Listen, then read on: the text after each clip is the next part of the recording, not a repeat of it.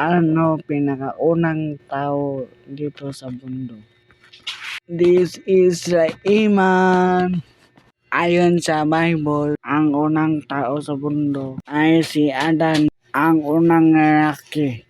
Hinika ng Diyos mula sa alabok ng lupa.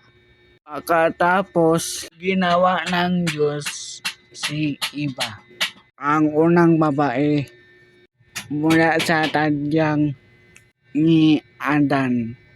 Sila ang tinuturing na unang mag-asawa at mga magulang ng buong sangkatuan. Sa ibang paniniwala naman, tulad ng kwentong Pilipino, sinasabing lumabas mula sa kawayan, sina malakas maganda biyang unang lalaki at babae. Yun lang. God bless.